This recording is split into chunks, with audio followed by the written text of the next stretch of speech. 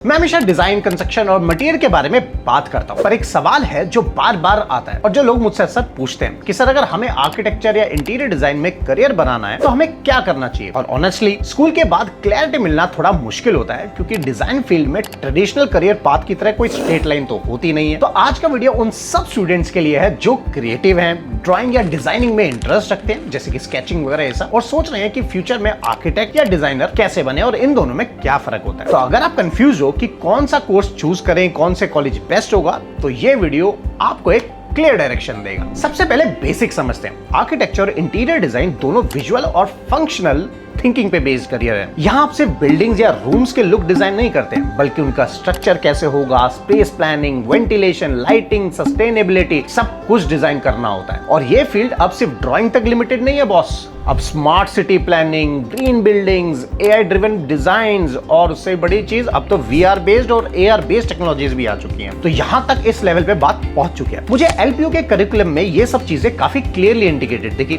जहां डिजाइन के traditional subject के साथ साथ फ्यूचर फॉरवर्ड टॉपिक्स भी इंक्लूड हो रहे हैं, और ये कर रहा है इस पे काम, राइट। सेकंड सवाल कि ये किन बच्चों को करियर चूज करना चाहिए। अगर आपको क्रिएटिव काम पसंद है या डिटेलिंग का शौक है, ड्राइंग या 3D विजुअलाइजेशन में भी इंटरेस्ट है, तो ये फील्ड आपके लिए परफेक्ट हो सकती है। लेकिन बॉस थोड़ा पेशेंस चाहिए, क्योंकि डिजाइन प्रोजेक्ट टाइम कंज्यूमिंग होता है और बहुत टाइम लगता है। और सबसे इंपॉर्टेंट बात, कम्युनिकेशन स्किल्स होना चाहिए, क्योंकि क्लाइंट को कन्विंस करना, टीम के साथ काम करना, ये पार्ट ऑफ द जॉब है बॉस, बहुत इंपॉर्टेंट पार्ट है। और ये अब एलपीयू जैसे इंस्टीट्यूशन इन सॉफ्ट स्किल पे भी काफी फोकस करते हैं और इन पे काम कर रहे हैं, जैसे प्रेजेंटेशन करवाना, ज्यूरीज के साथ लाइव प्रोजेक्ट्स करना, रियल वर्ल्ड के साथ कॉन्टेक्ट करना, मतलब आपको ये रियल वर्ल्ड के लिए रेडी बना देते हैं। तीसरा सवाल जो आता है कि 10th और 12th के बाद कौन सा कोर्स करें, क्योंकि कोर्सेज में बहुत ज्यादा है। कुछ बेसिक डिजाइन कोर्सेज जैसे डिप्लोमा इन आर्किटेक्चर, असिस्टेंटशिप या कैड बेस्ड ट्रेनिंग ले सकते हो, जिनको 10th के बाद करना है। अगर आपको प्रॉपर करियर बनाना चाहते हो तो आफ्टर 12th में ही आपको जाना चाहिए। तो उसमें जो ऑप्शंस आते हैं दैट इज बीआर्क, जिसे बोलते हैं बैचलर ऑफ आर्किटेक्चर, जो कि 5 साल का कोर्स है।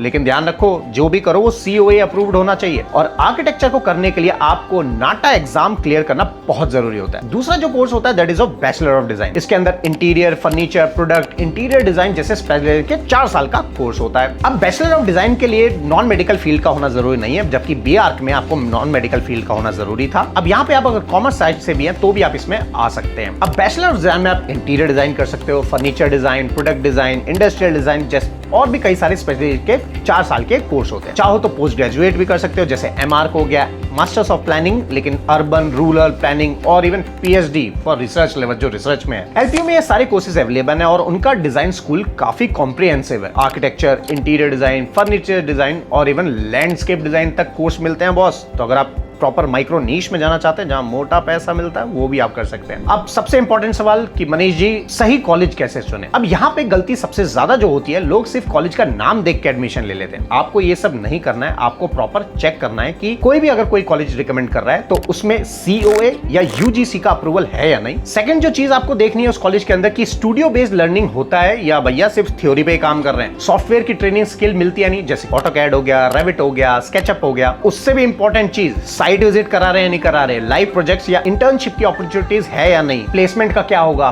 फ्रीलांसिंग में सपोर्ट मिलेगा कि नहीं मिलेगा। अब मैंने एलपीयू जैसे कुछ कॉलेज को रिसर्च किया, उनका मॉडल काफी प्रैक्टिकल फोकस लगा मुझे। वहां पे बीआर्क के साथ साथ बैचलर्स ऑफ इंटीरियर डिजाइन और फर्नीचर डिजाइन भी इंडस्ट्री स्टैंडर्ड्स के अकॉर्डिंग सिखाया जाता है, जिसके साथ स्टूडियो ट्रेनिंग भी है, सॉफ्टवेयर के टूल्स भी आपको सिखाए जा रहे हैं, और उससे बड़ी चीज भैया इंटरनेशनल एक्सपोजर और साइट विजिट जैसे प्रैक्टिकल कंपोनेंट्स भी इनमें इंक्लूडेड है। फैकल्टी भी भाई डिजाइन प्रोफेशनल होते हैं जो स्टूडेंट्स को रियल लाइफ प्रोजेक्ट के से कनेक्ट कराने की पूरी कोशिश करते हैं और करा भी देते हैं। अगला सवाल कि करियर ऑप्शन क्या है और पैकेजेस, पैसा कितना मिलेगा कॉलेज में जाने के बाद। तब करियर ऑप्शंस की बात करें तो ग्रेजुएशन के बाद आप मल्टीपल फील्ड्स में जा सकते हो। आर्किटेक्चर फर्म में, interior design consultancy, product design companies जो कि गवर्नमेंट जॉब्स भी दे रही हैं आजकल, जैसे कि टाउन प्लानिंग में, हाउसिंग बोर्ड्स में, एग्जीबिशंस में, रिटेल स्पेसेस में, यहां आप जा सकते हो। अब फ्रीलांस या खुद का business, teaching if you go into in higher studies. Packages vary करते हैं। फ्रेशर्स के लिए 3 से 6 लाख पर एनम का पैकेज होता है, वहीं जो अच्छे स्टूडेंट्स हैं, जो अच्छे से पढ़ाई करते हैं, मस्ती कम, उनके लिए स्टार्टिंग सैलरी 10 से 12 लाख पर एनम तक की हो सकती है, depending on skills and portfolio. LPU के डिजाइन स्टूडेंट्स का प्लेसमेंट रिकॉर्ड भी इंप्रेसिव रहा है, जो मैंने चेक किया है। कुछ स्टूडेंट्स ने रेप्यूटेड डिजाइन स्टूडियो और इंटरनेशनल फर्म्स में प्लेसमेंट लिया है बॉस, स्पेशली जिनका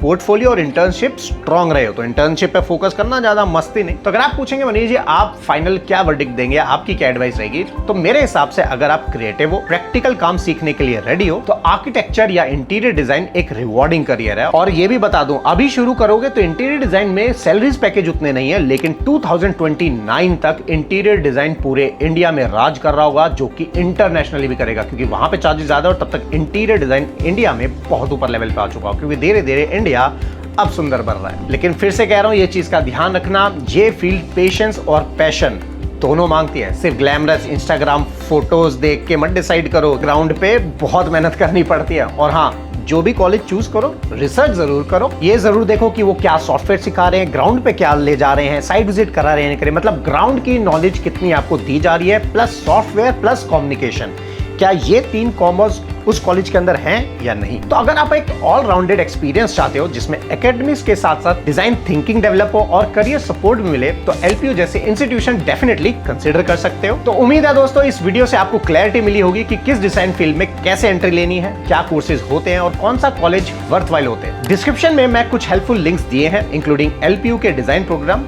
जाके चेक कर लेना। कोई भी क्वेश्चन आपको आता है तो कमेंट्स में लिखो, I will try to answer that questions. तब तक के लिए मिलते हैं नेक्स्ट वीडियो में। Keep learning and keep building and make India beautiful, because we are on a journey of making India beautiful.